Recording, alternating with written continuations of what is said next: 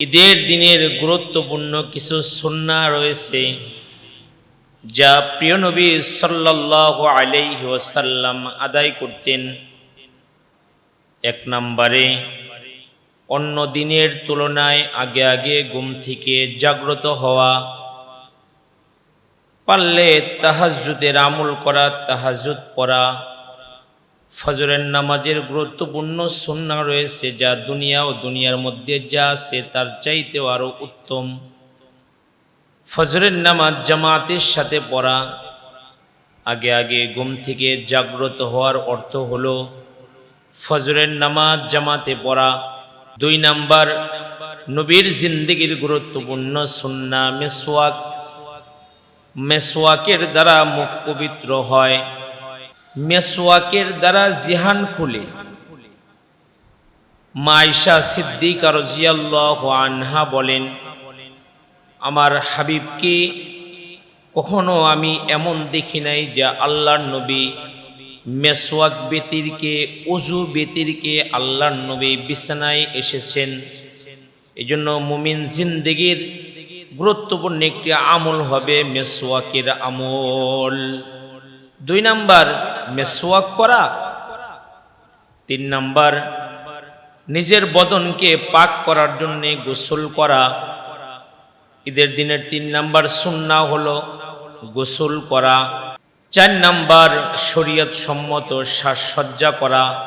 5 number, সামর্থ্য অনুযায়ী উত্তম পোশাক পরিধান করা।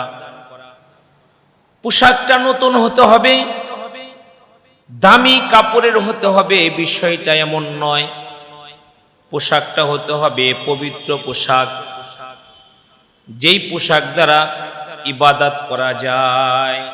যে পোশাকের দ্বারা ইবাদত করা যায়, পবিত্র লিবাস, উত্তম পোশাক পরিধান করা, এটা ঈদের দিনের গুরুত্বপূর্ণ একটা সুন্নাহ।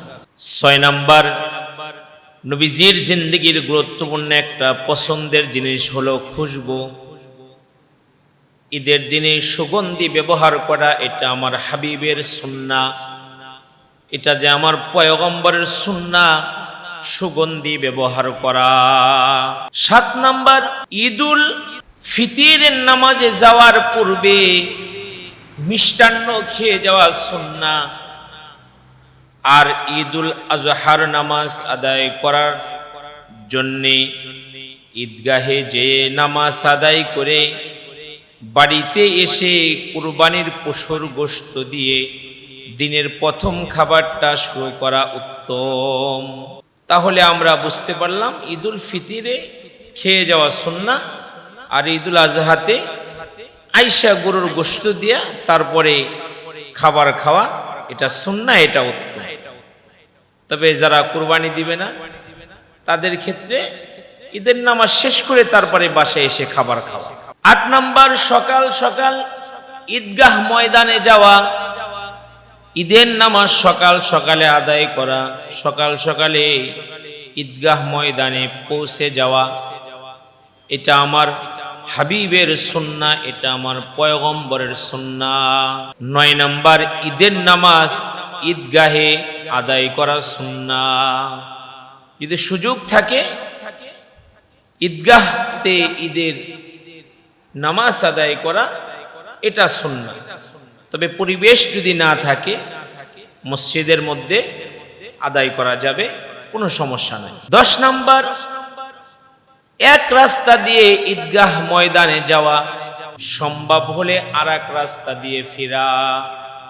অর্থাৎ এক রাস্তা দিয়ে যাব, সম্ভব হলে নবীর সুন্নত আদায় করার জন্য অন্য রাস্তা দিয়ে আসব।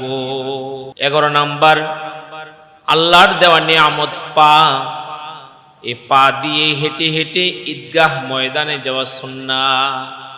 তবে ঈদগাহটা যদি এত দূরে হয় যে হেঁটে যাওয়া সম্ভব নয়, তাহলে গাড়ি দিয়েও যাওয়া যাবে। তবে নবীজির সুন্নাহ হলো পায়ে হেঁটে ঈদগাহ ময়দানে যাওয়া। 12 নাম্বার সুন্নত হলো তাকবীর পড়া। এটা ঈদুল আজহা, তাকবীর পড়া। আল্লাহু আকবার, আল্লাহু আকবার, লা ইলাহা ইল্লাল্লাহু, আল্লাহু আকবার, আল্লাহু আকবার ওয়ালিল্লাহিল হামদ। এই তাকবীর উচ্চ আওয়াজে পড়তে পড়তে ঈদগাহ ময়দানে যাওয়া। নবী সাল্লাল্লাহু আলাইহি ওয়াসাল্লামের আমল থেকে আমরা এই সুন্নতগুলো খুঁজে পেয়েছি। হাদিস শরীফে পড়েছি নবী এই সুন্নতগুলো আদায় করতেন। এজন্য আল্লাহ পাক রব্বুল আলামিন আমাদের সবাইকে সুন্নতওয়ালা জিন্দেগি আল্লাহ তাআলা দান করে।